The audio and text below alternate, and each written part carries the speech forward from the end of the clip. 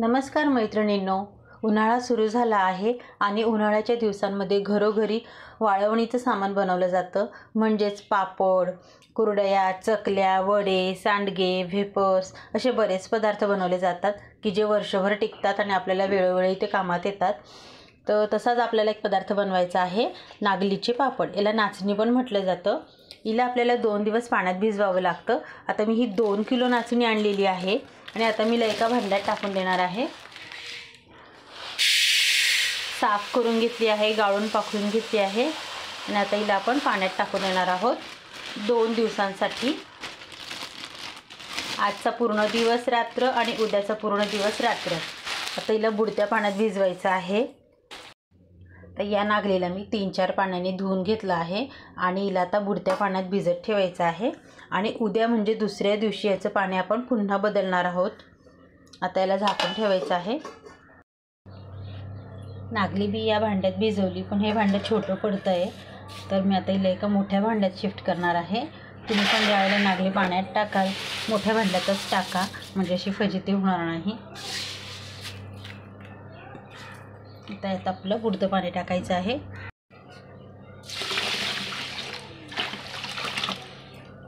आणि यावर आपण आता भांडं मोठं आहे म्हणून यावर पण ओढणी झाकून ठेवू शकतो. आज दुसरा दिवस आहे आपल्या नागली पाण्यात टाकायचा. रुमाल बुडून गेला होता पाण्यात. आता आपल्याला हे पाणी बदलून घ्यायचं आहे. नागली पण छान फुलून येते. 2 पाण्याने धुवून घ्यायचे आणि पुन्हा बुडत्या पाण्यात तिला भिजवायचं आहे. पाणी बदलून घ्यायचं.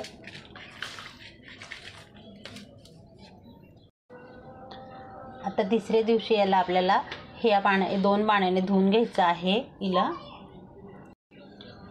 पुन्हा यात चांगलं पाणी घालायचं आहे. नागली भरपूर 2 दिवस छान भिजली आहे आणि आपण तिला सारखं पाणी बदलवत होतो. तर आता आपल्याला तिला उपसून घ्यायची आहे. तर मी एका रोळीमध्ये, या रोळीमध्ये मी कापड ठेवते आणि तिच्यावर आता आपल्याला ही रोळी नागली या पद्धतीने अशी रोळून वरच्यावर घेऊन हिला बाजूला काढून घ्यायची आहे, जेणेकरून बारीक खडे माती काही असेल तर ती खाली राहून जाईल. आता सर्व नागली अशी रोळून घ्यायची आहे. आता ही नागली पूर्ण रोळून झालेली आहे. आता हिला 10 मिनिटं हिचं पाणी नितरू देते आणि मग याच ओढणीवर हिला सावलीमध्ये आपल्याला 1-2 तास वाळवून घ्यायचं आहे. छान पाणी निघून जाऊ द्यायचं आहे तिचं. ओढणी मोकळी करून घेतली आहे. आता मी हिला पूर्ण पसरवून दिलं आहे. छान बारीक पसरवून द्यायचं आहे, जेणेकरून हिचं पाणी पटकन निघून जायला हवं. आपल्याला हिला 2 तास वाळवायची आहे. नागली आता चांगली वाळून गेली आहे. मी या नागलीला आता ह्या कॉटनच्या कापडात बांधून ठेवणार आहे पूर्ण रात्रभर. हिला आता असं छान असं गठ्ठड बांधून ठेवायचं आणि झाकून पण ठेवायचं आहे. आपल्याला व्हिडिओ कुठेही स्किप न करता व्हिडिओ पूर्ण पाहायचा आहे, तेव्हाच आपल्याला पापड समजतील आणि आपले पापड खूप छान होणार आहेत. आता हिला रात्रभर आपण असं झाकून ठेवूया आणि सकाळी पाहूया. ही नागली आपण रात्रभर भिजवून ठेवली होती, म्हणजेच गठोडं बांधून ठेवलं होतं. आता उघडून पाहूयात आपण. ॲक्च्युली हिला खरं तर कोंब यायला हवे, जशी मोड येतात ना मटकी मुगला तसे मोड यायला हवे, पण आपली ही बांधायच्या आधीच बरीच वाळून गेली होती, त्यामुळे तिला मोड नाही आले. पण ठीक आहे, दाणा अजून ओलाच आहे, त्यामुळे आपल्याला हिला अजून 2 तास छान वाळवून घ्यावी लागेल. हिला उन्हात अजिबात वाळवायची नाही, घरातच वाळवायची फॅनखाली. हिला आता 2 तास वाळवून मी गिरणीत दळून आणणार आहे, कारण की थोडी ओली असली तर गिरणीत दळून मिळत नाही. त्यामुळे हिला आता आपण अजून पसरवून घेऊया थोडा वेळ आणि मग गिरणीतून दळून आणूया. नाचणी मी दळून आणलेली आहे आणि आता आपल्याला हिला वस्त्रगाळ करायचा आहे. वस्त्रगाळ म्हणजे मी एका भांड्याला अशी ओढणी बांधून घेतली आहे. अशी गाठ मारून घ्यायची पाठीमागून आणि अशी ओढणी पॅक करून घ्यायची. ओढणी घ्या किंवा साडी घ्या, असं घ्यायचं आणि त्यावर थोडं पीठ टाकून असं गाळून घ्यायचं. वरचा निघणारा कोंडा पण तो काढून घ्यायचा आहे. हे गाळताना हे असं जे निघतं याला कोंडा म्हणतात, हा आपण बाजूला काढून घ्यायचा आहे.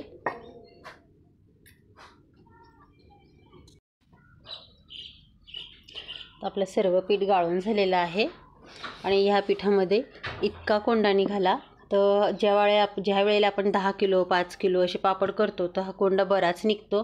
तर मग यातमध्ये 1 वाटी तांदूळ घालून दळून आणलं जातं आणि पीठ गाळायच्या गाळणीने गाळून त्याचे पापड केले जातात. तर हा खूपच थोडा निघालेला आहे.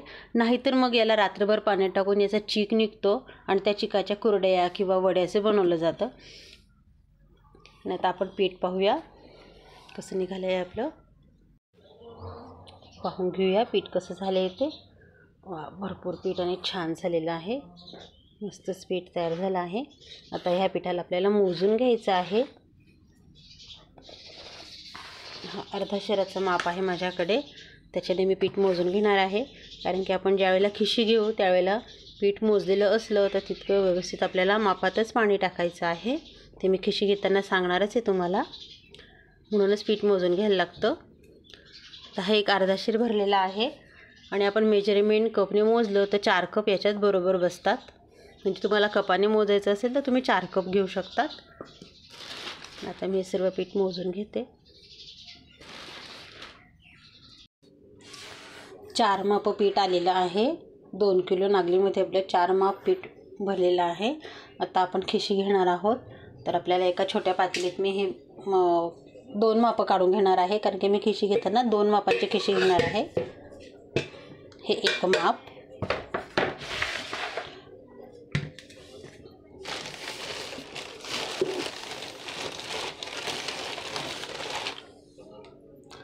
अजून एक, 2 मापाची आपल्याला खिशी घ्यायची आहे. आणि मी हे एक छोट्या भांड्यात काढून घेतलं आहे मुद्दाम, कारण की आपल्याला पातेल्यात ते टाकायचं आहे. आणि पहिले पीठ मोजलं आहे कारण याने आपल्याला 2 माप पाणी टाकायचं आहे. गॅसवर मी आता एक मोठं पातेलं ठेवून घेतलं आहे आणि आता त्यात टाकणार आहे 1 माप पाणी. जेवढं पीठ तेवढं पाणी घ्यायचं आहे. आता 1 माप झालं आहे आणि हे दुसरं माप. आपण 2 माप पीठ काढून घेतलं आहे बाजूला, त्याच्यासाठी आपण 2 माप पाणी टाकलं आहे. आणि आता पापडांना चव येण्यासाठी आपल्याला एक मसाला त्यात टाकायचा आहे, तो मी तुम्हाला सांगते. आता आपल्याला जसं आपण पीठ मोजलं आहे, पाणी मोजलं आहे, तसंच आपल्याला मसाले पण मोजूनच टाकायचे आहे. तर मी 2 मापं घेतली आहे, त्यामुळे मी आता 4-4 चमचे मसाले घेणार आहे. एका मापासाठी 2 चमचे असं प्रमाण आहे. तर मसाले आहेत, हे ओवा पूड आहे, हे बडीशेप पूड आहे, ही जिरे पूड आहे, हा पापडखार आहे, मीठ आणि ही खसखस आणि हा थोडासा सोडा आणि हिंग. आपल्याला एवढं घ्यायचं आहे. तर आपण एका डिशमध्ये मापं काढून घेऊया. 4 चमचे, 4 चमचे बडीशेप,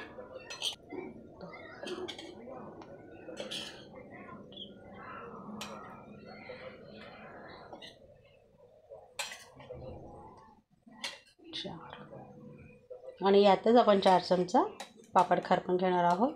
1 2 3 आणि 4.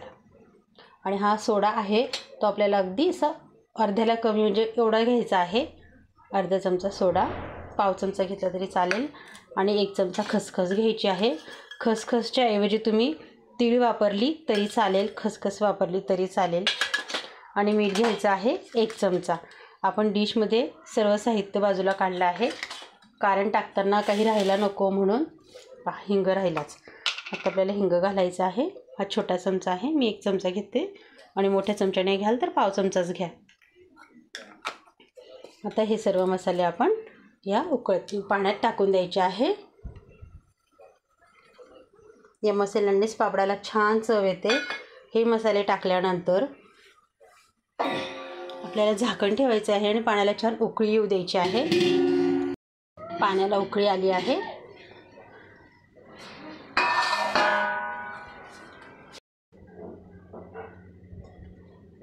उकळत्या पाण्यात आपण हे पीठ सोडून घेऊया.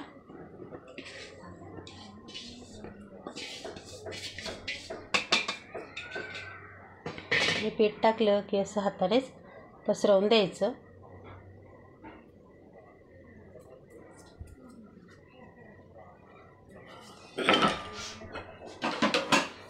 आणि लाटण्याच्या सहाय्याने असे 2-3 होल करून घ्यायचे, म्हणजे पीठ शिजेल.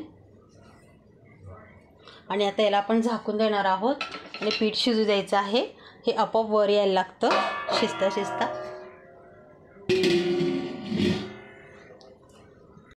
पीठ आपण आता शिजत ठेवलं आहे, पण शिजताना पीठ शिजलं की आपल्याला त्याला घेरायचं आहे. म्हणून मी एक लाकडाची मुसळी आहे, तिला तेल लावून ठेवते.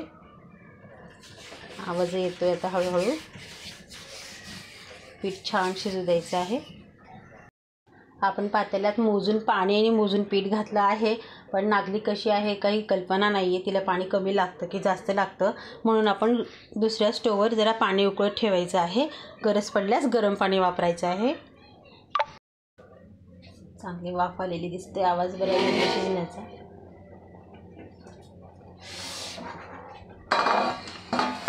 आता आपल्याला हे पीठ घेरून घ्यायचं आहे.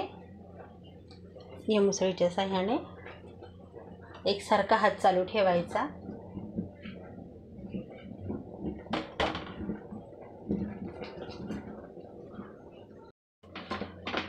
पीठ घेताना तुम्ही कुणाची मदत घेऊ शकतात पातेलं धरायला.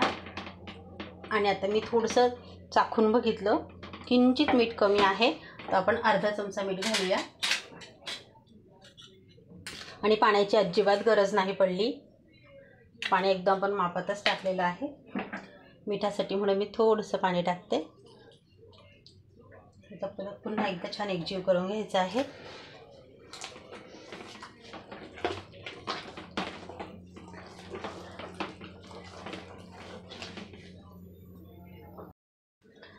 आता पीठ आपलं पूर्ण तयार झालं आहे, तर गॅसची फ्लेम कमी करून द्यायची आणि खुरपीच्या साहाय्याने सगळं पीठ एका ठिकाणी करून घ्यायचं आहे.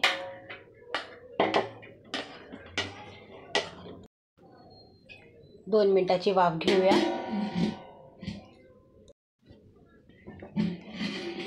2च मिनिटं वाफ घ्यायची आहे. आता हे सर्व पीठ आपण एका कॅरी बॅगमध्ये काढून घेणार आहोत. हे थोडंसं पीठ मी या भांड्यातच राहू देणार आहे, का ते मी तुम्हाला सांगते. पण आता सर्वात पहिले आपण पिशवीत काढलेलं पीठ आहे त्याला छान रगडून घ्यायचं आहे. ह्या पिठाला छान रगडून घ्यायचं आहे, म्हणजे गाठगुठळी याच्यात नाही राहायला पाहिजे. घेरताना छान घेरल्या गेलेलं आहे.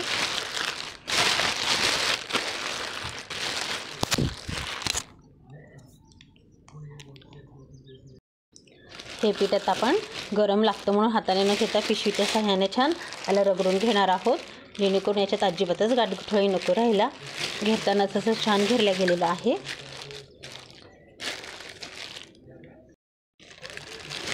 रगडलेल्या पिठाचे आपल्याला आता गोळे तोडून घ्यायचे आहे. थोडं तेल लावायचं हाताला, गरम नाही लागणार. मग असे थोडे गोळे करून रगडून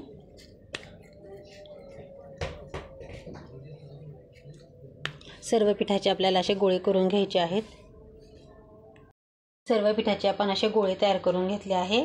आपण पिशवीत पीठ असताना सुद्धा पापड करू शकतो, पण एक डबल शुअर म्हणून जसं पीठ शिजलं आहे नाही शिजलं आहे म्हणून आपण याला पुन्हा थोडीशी वाफ करून घेणार आहोत. त्यासाठी मी एका कढईत पाणी ठेवलं आहे. एक स्टीलची रोळी घेऊन तिच्यावर ओलं कापड घेतलं आहे, ते आपण आता याच्यावर ठेवून द्यायचं. ही आपण डबल वाफ घेत आहोत, जेणेकरून अजिबातच पापडांचं पीठ कच्चं नको. पीठ कच्चं राहिलं तर पापडांना तडे जातात, त्यामुळे आपल्याला पूर्णपणे छान शिजवून घ्यायचं आहे.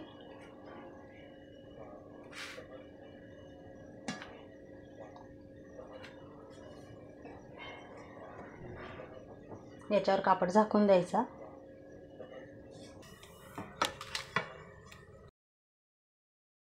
कापड झाकून पुन्हा ताट घेऊन एक 5 मिनिटाची वाफ करून घेऊया. आणि मी जे म्हणाले होते तुम्हाला, एका मोठ्या पातेल्यात आपण जे थोडंसं पीठ ठेवलं आहे ते का ठेवलं आहे मी तुम्हाला सांगते.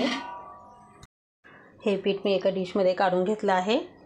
नाचणीचे नागलीचे पापड करतो त्यावेळेला आपण हे पीठ नाही खाल्लं असं होणारच नाही. यावर तिळीची चटणी किंवा शेंगदाण्याची चटणी टाकायची गरम गरम पिठावर, आणि त्यावर टाकायचं आहे थोडंसं तेल. आता आपल्या गोळ्यांना, नागलीच्या पिठाच्या गोळ्यांना वाफ येते आहे, तोपर्यंत हे पीठ खाऊन घ्यायचं आहे. कारण की वर्षातनं एकदा आपण पापड करतो आणि हे पीठ नाही खाल्लं असं होणारच नाही. अप्रतिम लागतं, चवीला अतिशय छान लागतं, घरात सर्वांना आवडतं. आणि पीठ वाफत आहे तोपर्यंत आम्ही सर्व खाऊन घेतो. आपण आता हे पीठ वाफत घ्यायला घेतलं होतं झाले आहे.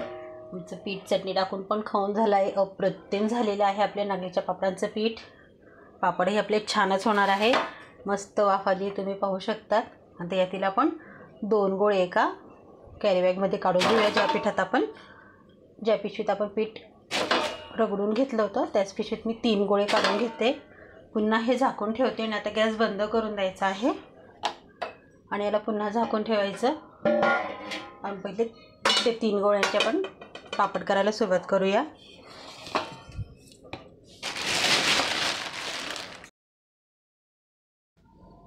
आता हे आपण 3 गोळे छान रगडून घ्यायचे आहे आणि आता याच्या लाट्या करायच्या आहेत आपल्याला.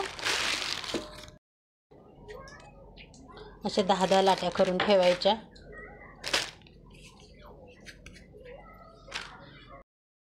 एक 8-10 लाट्या करून घेतल्या आहेत आणि आपण झाकून देऊया पिशवीनेच. आणि हे पापडाचं मशीन आहे, त्यावर आपल्याला एक ठेवायची पिशवी. दूध पिशव्या कापून घेतलेल्या आहेत. थोडंसं तेल लावायचं आहे आणि त्यावर ठेवायची आहे एक लाटी. दुसरा पेपर पण त्यावर ठेवायचा.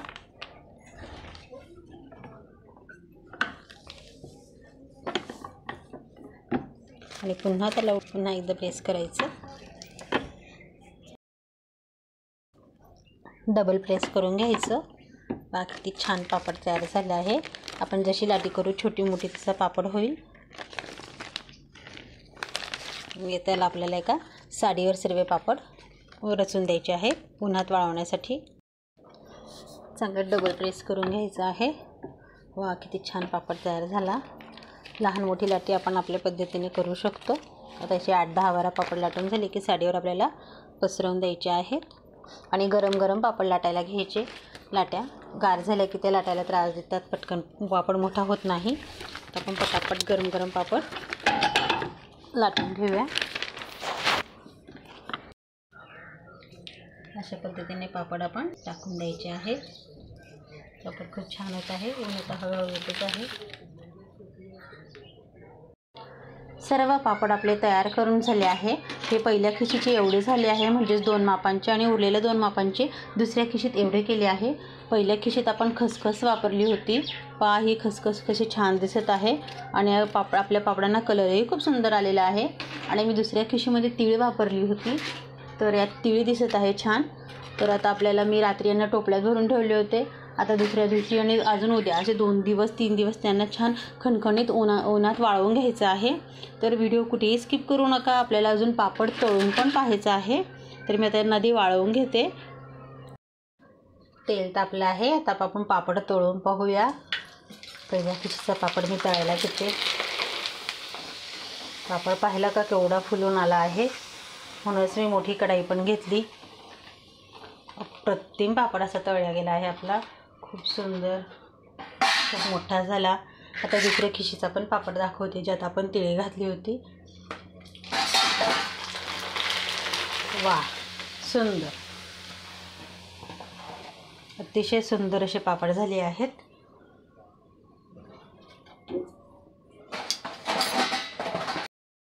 किती सुरेख आपले पापड तयार झाले आहेत. तुम्ही पाहिलेच तळतानाच अगदी छोट्याशा पापडाचा पापड केवढा मोठा पापड तयार झाले आहे तुम्ही पाहू शकतात. पण तुम्ही ह्या स्टेपने व्हिडिओ दाखवल्या पद्धतीने जर तुम्ही पापड करायला घेतले तरच तुमचे पापड एवढे होतील. कुठलीही स्टेप तुम्ही मिस करू नका, नाहीतर पापड असा एवढा फुलणार नाही. हे पहा पापड किती मऊ झालेला आहे. अगदी लहान बाळापासून म्हणजे वर्षभराच्या बाळापासून तर अगदी म्हाताऱ्या बाबांपर्यंत हे पापड खाल्ले जाऊ शकतात. अजिबात टोचणार नाही. मऊ असे पापड झाले आहेत. तोंडात टाकताच विरघळतील इतके सुंदर पापड आपला तयार झालेला आहे. आणि नाचणीचे पापड हे नेहमीच हेल्दी आणि पौष्टिक असे हे पापड असतात, त्यामुळे आपण ते लहान बाळांना पण खायला देऊ शकतो. अतिशय सुंदरसे पापड तयार झाले आहे. आजच्या नाचणीच्या पापडांची रेसिपी तुम्हाला कशी वाटली मला कमेंट करून नक्की कळवायचं आहे. रेसिपी आवडल्यास लाईक करा, शेअर करा, सबस्क्राईब करा, कमेंट करायला विसरू नका. चॅनलला नवे असाल तर पटकन सबस्क्राईब करा, जेणेकरून तुम्हाला अशाच नव्या जुन्या रेसिपी पाहायला मिळतील. थँक्यू.